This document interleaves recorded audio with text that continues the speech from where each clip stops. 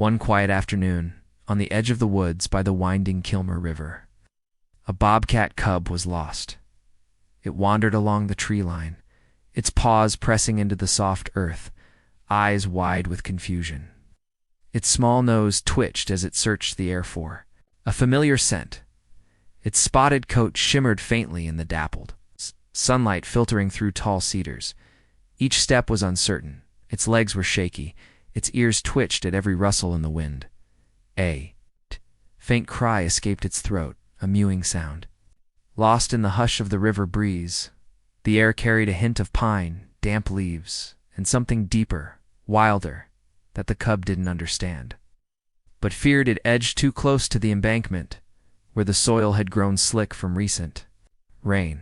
The next moment, the ground beneath its front paws gave way, and it tumbled forward into the muddy, churning water. The river, swollen from snow melt, swept the small creature into its current like a leaf. The cold bit into the cub's body, shocking every nerve. It flailed instinctively, tiny limbs slapping at the water, trying to claw its way to the surface. Its head dipped below, then bobbed. Up again, eyes wide, mouth open. Gasping, it didn't know how to swim, not really, and the muddy water filled its ears, its mouth, its nose. It tried to mewl again, but choked instead, coughing as the current dragged it toward a bend. Its belly filled with cold water. Its limbs thrashed slower now, strength fading. The cub twisted, spinning in the current like a doll, small claws slicing at nothing. A floating branch came near, but it was too far. It let out one last cry, a thin, pitiful sound, and then it sank, up on Kilmer Ridge Road. James was driving his old green truck with the windows down, his golden mutt Rex riding shotgun, tongue out, gears flapping in the wind. James had just finished a supply run from the little town of Barrow's End, heading back to his cabin. Nestled in the valley woods, he whistled softly to the rhythm of the road, but something broke the harmony. Sound thin. Desperate, it cut through the wind and the crunch of gravel under the tires. James slowed. Turning off the radio, Rex's ears perked instantly. Then came another cry, almost drowned by the river's roar. Rex let out a low growl, then barked once, sharp and urgent. James slammed the brakes, pulled over, and threw the door open. "You hear that?" he muttered, already moving toward the trees that edged the river. Rex was already ahead, leaping down the slope with surprising grace for a dog his age. James followed, boots digging into damp soil at the riverbank. The sight hit him like a hammer, a tiny shape caught in the current, flailing, disappearing under the water, then rising again. "That's not a log," he whispered. "That's an animal, a baby." Without thinking, Rex plunged into the river. James yelled his name, but the dog was already paddling hard against the current. Water flew in every direction as Rex pushed forward, his eyes locked on the small spotted form. The cub was barely conscious now, its head dipping lower each second. Rex reached it just as it began to sink again. He extended his neck, grabbed the back of its neck gently but firmly in his jaws, and turned back. Swimming upstream toward shore, James was knee-deep in water. By the time Rex reached the shallows, he knelt and took the cub from Rex's mouth with both hands, cradling the dripping, shivering body against his chest. "It's a bobcat," he said aloud in disbelief. "A baby one." The cub was soaked, trembling uncontrollably, ears flattened, breath wheezing in and out in shallow bursts. James stripped off his jacket and wrapped it around the tiny body. Rex stood beside him, soaked to the bone, tail wagging slowly, watching the cub with an almost human concern. "Good boy," James whispered to Rex. "You just saved its life." James carried the cub back to the truck, laying it gently in a towel he kept behind the seat. Rex jumped into the passenger side again, this time with less spring, dripping everywhere, but watching the bundle closely. James reached into the back and pulled out another towel, drying the cub slowly, whispering to it as he worked. "You're all right now. You're safe. Just breathe, little one." The cub coughed, a raspy noise, but didn't resist. Its wild eyes blinked at him with a mixture of confusion and fear, but it no longer tried to escape. Back at James' cabin, nestled in a clearing between tall spruce trees and an old woodpile, The fireplace was already crackling when James carried the cub inside. He laid it gently in a nest of warm towels beside the fire. Rex lay beside it. His body curled protectively around the small creature as though declaring it under his watch. James filled a bottle with warm milk and coaxed a few drops into the cub's mouth. It drank hesitantly at first, then hungrily after that. It drifted into a deep, trembling sleep. Over the next few days, the cub began to recover. It was still cautious and wide-eyed. But it no longer flinched when James approached. He fed it small bits of meat, continued the bottle when needed. Its legs grew steadier. It started exploring the edge of the hearth. James named it Bob, not out of humor, because it felt simple. Strong Bob followed Rex around the cabin like a shadow Rex. In return, tolerated him with quiet patience, even giving up his favorite blanket without a fuss. By the end of the week, Bob was bounding across the wooden floor, climbing the back of the couch. Rex would give a low bark of warning. Bob would jump down with an impish flick of his ear.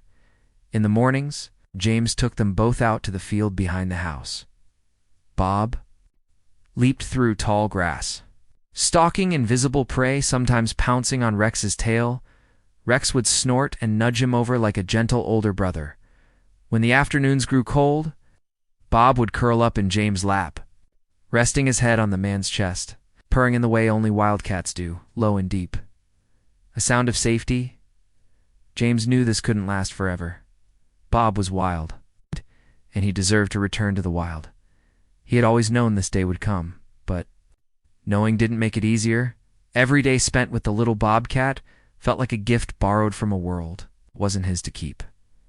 Somewhere out there, Bob's mother might still be searching, calling softly into the trees at dusk, hoping for an answer that never came. James watched Bob grow stronger by the day, no longer trembling or timid, alert, aware, and increasingly drawn to the outdoors. He hunted shadows in the grass, climbed trees, just to sit and listen to the wind. Something deep in his bones was calling, and James could feel it too. One quiet morning, after a restless night, James stood over a map of the Kilmer region spread across his kitchen table, coffee in hand. He traced old logging trails and marked places only locals would know, places where he'd seen adult bobcats before. Scat, paw prints, claw marks. The upper valley near Echo Ridge called to him. Remote, untouched, dense with forest, and alive with life. It felt right. He packed a bag with essentials: jerky, water, binoculars, first aid, and Bob's favorite blanket, though he barely used it now. He loaded Rex into the truck, the old shepherd leaping in with familiar ease, and then lifted Bob, who nestled into the passenger seat. But he didn't relax. His ears stayed alert, swiveling at every unfamiliar sound. His small, muscled body pressed tight against Rex's side, as if trying to understand why this trip felt different. The road twisted through ancient trees, roots breaking through the pavement. In places, across wooden bridges that groaned beneath the truck's weight, the air grew cooler as they climbed. Pines gave way to spruce. Mist clung to the hills like old stories. It was the kind of place where the earth still spoke in its own language, where silence wasn't empty, but full of whispers. When they reached a bend near a clearing by the river's headwaters, James slowed to a stop.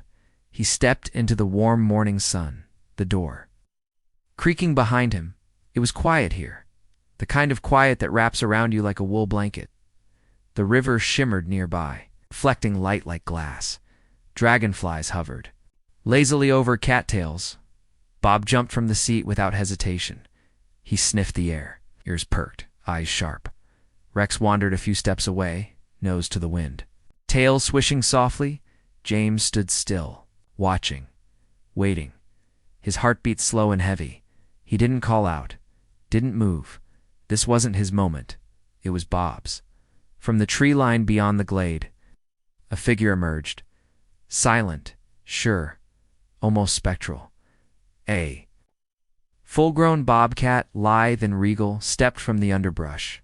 Her fur was thick, her back powerful and smooth, her ears tipped with sharp black tufts, her eyes golden and unblinking, locked on.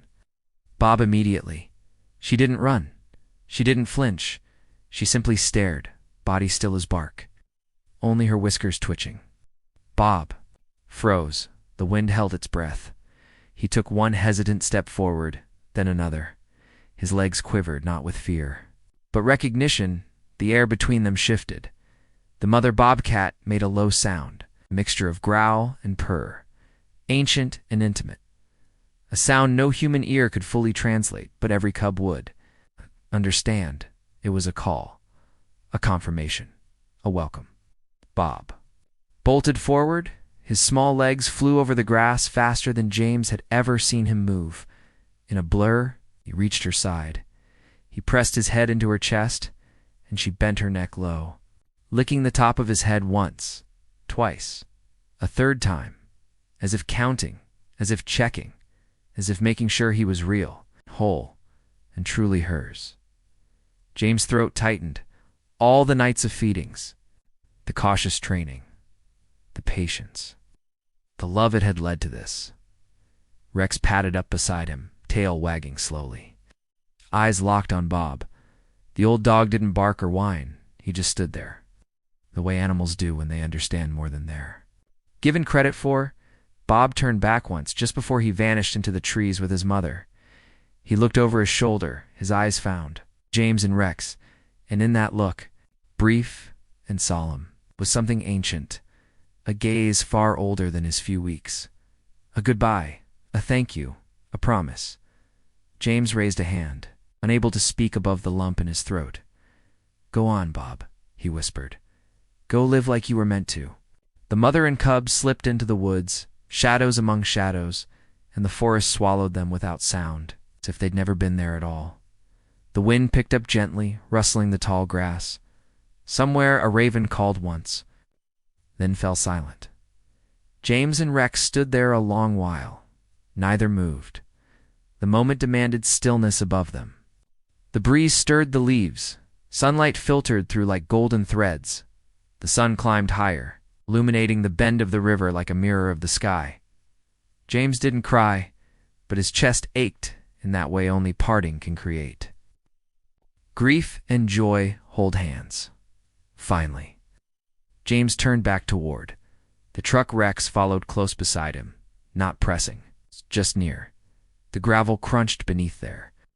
Boots and paws. James didn't speak. He didn't need to. The weight in his heart was warm, not heavy. A chapter had ended, and it ended the way nature intended, not with sorrow. But with release, they drove back the way they'd come. The road hadn't changed, but everything else had. Behind them, the river kept flowing. The forest kept breathing. Somewhere in the distance, a mother bobcat and her cub walked side by side. Beneath the high boughs of the Kilmer wilderness, no longer alone, and a new chapter, quiet, wild, and beautiful, had come to a close.